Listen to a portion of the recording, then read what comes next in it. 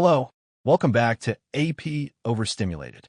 Today we will be covering AP Gov, topic 1.3. So let's begin. In the last video, we discussed the different types of democracy and the debate between the Federalists and Anti-Federalists regarding their implications.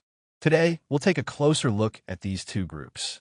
As you'll remember, the Federalists and Anti-Federalists were deeply divided during the lead-up to the ratification of the U.S. Constitution.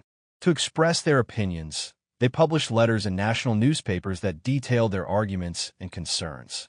In this video, we'll focus further on Federalist 10 and Brutus 1, two of the most significant essays from either side. Let's start with the Anti-Federalists and Brutus 1. Remember that the Constitution, in its original state, established a strong federal government that concentrated power at the national level. The Anti-Federalists were apprehensive about establishing such a powerful central government for multiple reasons.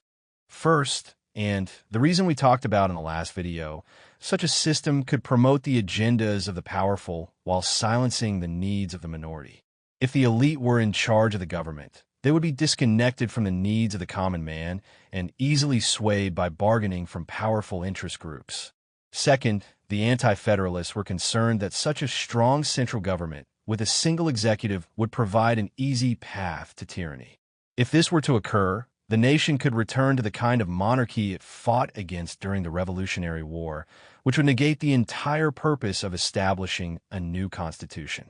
These arguments are all encapsulated in Brutus 1, an anti-federalist essay by an unknown author that was published in the New York Journal. Federalists, on the other hand, were content with the Constitution in its original state. They supported a strong central government, believing it was necessary to prevent future tyranny and ensure the stability of the nation.